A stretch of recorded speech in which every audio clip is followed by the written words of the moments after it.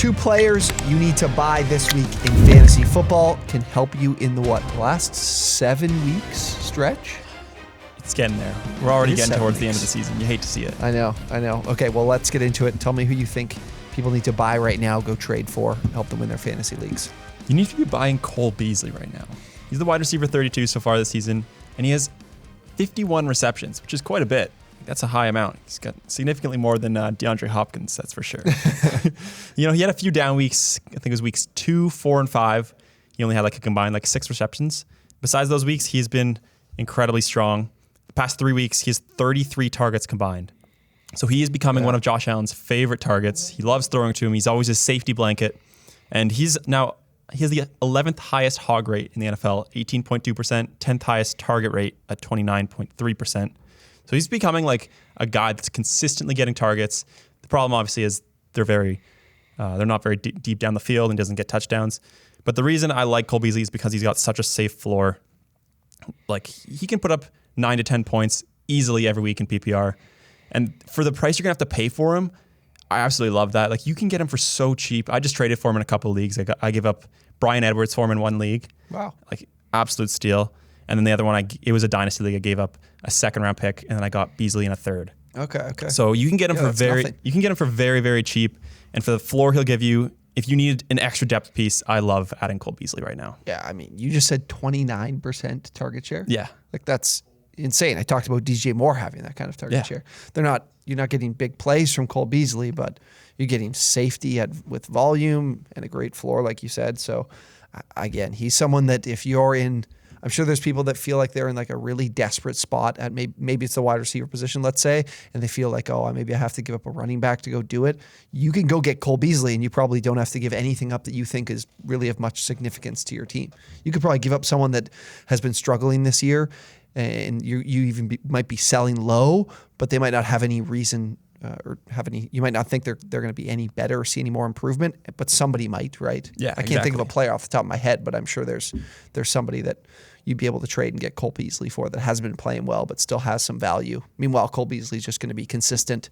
Like you said, I think you say only one game this year that wasn't above 10 points? No, there was 3. He had 3 down weeks. The rest have been it seems like 8+ receptions. Yeah. So PPR especially, love him. Standard leagues, I don't know why you've been playing standard leagues, but if you are, I'm less high on him. Yeah. I asked, or I said to you on Monday morning about his targets. What was it again last week with the Bills only scoring 6 points? Did he have 11 targets? He had 8 receptions for 33 yards. Right. And 11 targets. Yes. Yeah. So in a game they score 6 points, he somehow manages that. He still had targets. a decent week. I've talked about this player before.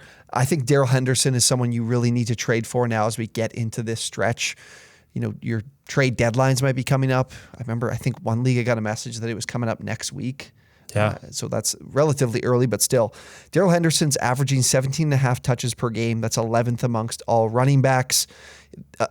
This number is in an elite tier. The guys he's ahead of right now are Austin Eckler, DeAndre Swift, Aaron Jones, and Leonard Fournette. Another thing that's really interesting, tweeted out from our Doing Football Twitter account, he's third in the NFL in carries inside the 5. He's scoring them at a 56% rate. He scored on 5 of his 9 carries inside the 5. He also has another 3 end zone targets as well, which the running backs in that top tier of touches inside the 5 don't really have targets in the end zone either. In terms of LA overall, their rushing success rate is only surpassed by the Ravens, 64% rushing success rate inside the 20 in the red zone. So they're doing a really good job when they are running the football in the red zone, something I think they'll continue to do the rest of the year. Another huge thing to take away, and something that I know if you're watching, you want to know, this is why we put in the research, we put in the work to find them for you, is schedule. The upcoming schedule, what's left for him. I'm looking at after the bye. He's got the 49ers this week, then they have a bye. He's got the Packers, who are 26th against the run. The Jaguars, who have actually been pretty good against the run this year. But again, positive game script is really what I look at. Plenty of touches, plenty of opportunity in that game. Cardinals, 31st against the run. The Seahawks, who are giving up the 4th most points to running backs, fantasy points to running backs this season. And then the Vikings, who are 30th against the run. Those are the next 5 weeks after their bye in week 11. So beautiful. Very nice. Yeah. it's something we mentioned a few weeks back too, just how good that schedule was. And for somebody who gets as many touches as Darrell Henderson does, he's like a complete workhorse. So yes, great schedules like that mixed with that ability of being a workhorse on a great team is just combined. Put that all together, and he's just elite running back the rest of the season. Have you found, I've been looking through the last, especially this week, but even last week, is that we get to this point of the season where a lot of people are looking, instead of looking at handcuffs, they're looking at someone they can put into their bench that they might need to play.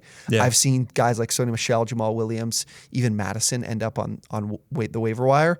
So I think now is a good time to tell people, if you can, like, get these guys, stash these guys. I think Michel's especially, because I like Henderson, but he was already, I said he had 17.5 touches per game, but on Sunday night, he left the game. Like, he had 11 touches in that game. So. I mean, we're at the point of the season now where most of the breakouts have already happened. So there's no point in leaving guys like, I don't know, Tyler Boyd, for example, on your bench, who you know aren't going to give you a good ceiling. They're just there to maybe give you a semi-decent floor. Yeah. Like, it's better to take a guy like a handcuff running back like Sony Michel, put them on your bench.